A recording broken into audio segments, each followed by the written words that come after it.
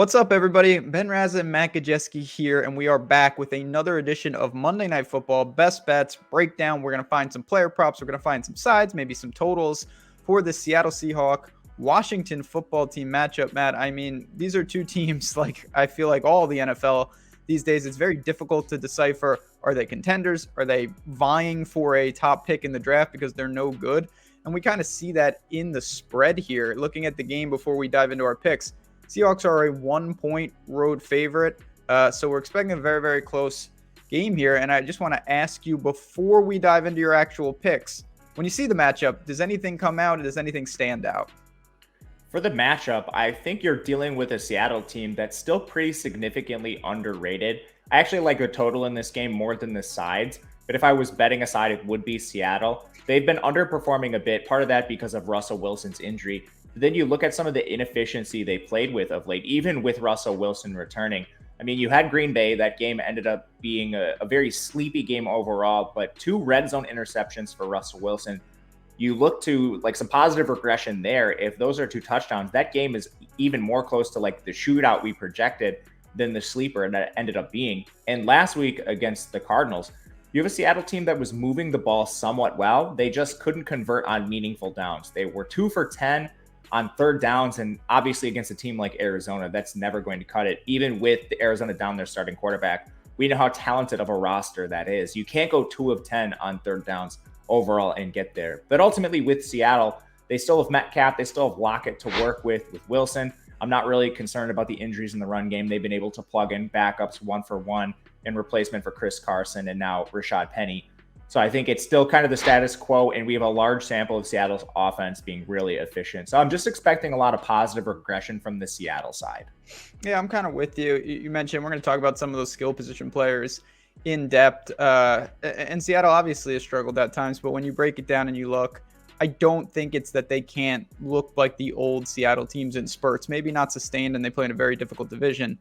But again, in this game, I think I would lean to Seattle as well. That's kind of an unofficial pick. All right, we're going to dive into our best bets right now. Before we do, though, friends at BetMGM sponsoring this video. If you've not been over there, click the link in the description of this video. Deposit $10 or more as a new user. You're going to get a risk-free bet of up to $1,000. In addition, 3 free months of Awesemo Plus Platinum. That covers you for all sports, all things, not just betting, also with DFS. All the tools that the entire team has, you get them for 3 months. So that is a great, great deal. All right, Matt, you mentioned when you were talking about Seattle that you kind of have a play on the total in this game. I see 46.5 out there, give or take. You know, you can go to OddsShopper and check it out. Are you leaning under a number like that or over? I'm leaning over, and a lot of it comes down to the positive regression we just talked about with Seattle on offense. Again, the 2 red zone interceptions in the game, they got shut out by Green Bay. They were right on the cusp of scoring multiple times and didn't get it done.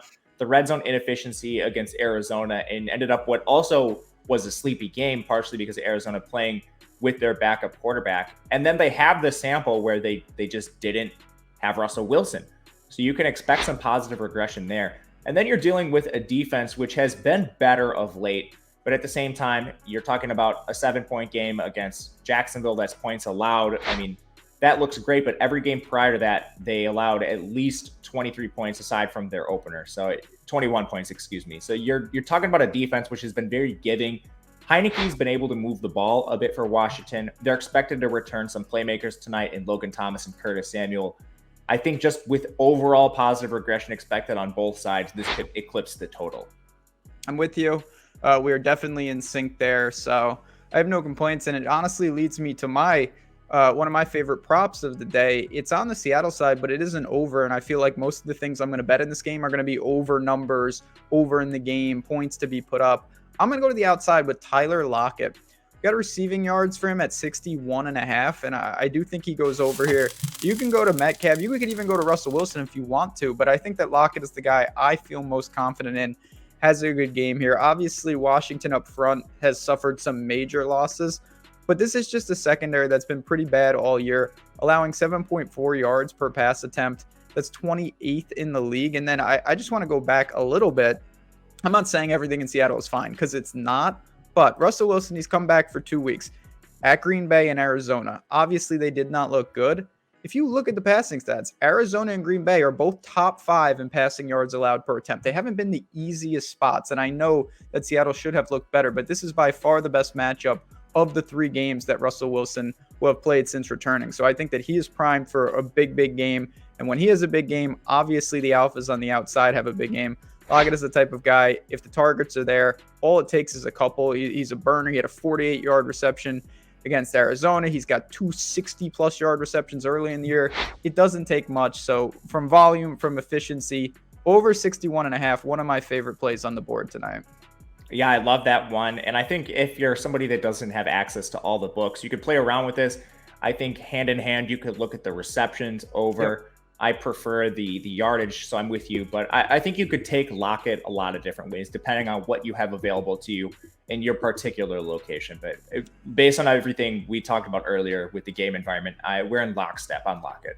Yeah, exactly. I don't think it's just yards. Receptions, I honestly, and I don't do this a ton, to find the end zone, I think you could look to some of those type anytime touchdown scores. There's a lot you can do here.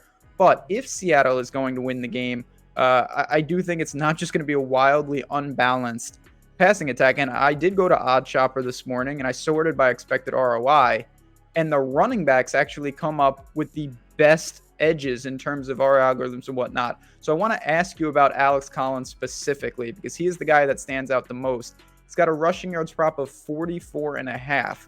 We have him projected way over. Do you agree with that? And is that someone you're willing to target today?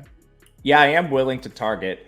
Again, it comes down to no Chris Carson. They've now lost Travis Homer and Rashad Penny. So this backfield had been trending towards a timeshare, but now injuries have reduced it to 2 players. And we do need to be a little bit concerned with DJ Dallas, but at the same time, DJ Dallas has been wildly inefficient through his 2-year career. He averages just 3.5 yards per attempt. And while Collins hasn't been the most efficient back, he's certainly been better than that. And I think we can hang our hats on. He still outcarried DJ Dallas 10-4. And we have a larger sample of Alex Collins being active and a focal point of this backfield. So again, they're 1-point favorites. Again, this could go either way. And Seattle, as a team, we know they want to run. It's kind of been their preferred strategy under the Pete Carroll regime. If the game is close, I do think we see enough attempts from the backfield where they could eclipse this number. And even if DJ Dallas is involved in a 2-way committee, I still think this number is a little low. Like 44.5 rushing yards is very low for a back, even in a timeshare. But then if Alex Collins does handle 60-70% of the work, he should be eclipsing this outside of just a wildly inefficient performance. I feel like we've already seen kind of floor performances, and he's had real shots to get over this number in recent weeks. They were not in a positive game script at all over the last 2 weeks. Alex Collins had 10 carries in both of those games. If you have 10 carries, you're looking at 4.5 yards per attempt to still get there. That's pretty lofty, but it can be done. If he pushes that, say they win the game, and he pushes to 15 type carries, I mean, you're asking him to get 3 yards per attempt. I would hope that he could do that. So I think this is a really good spot. I expect this number to rise throughout the day. So that's why you want to jump on it. One of the best props on the board tonight. So there we have it. 3 up, 3 down. I think we are leaning overs tonight in the game, and certainly with some of these Seattle skill positions players. Stay tuned for more videos like this here on the Awesemo Odds channel. Hit that like button on your way out. Support the channel. We appreciate it. For me, for Matt, for everyone at Awesemo, good luck tonight. Enjoy Monday Night Football.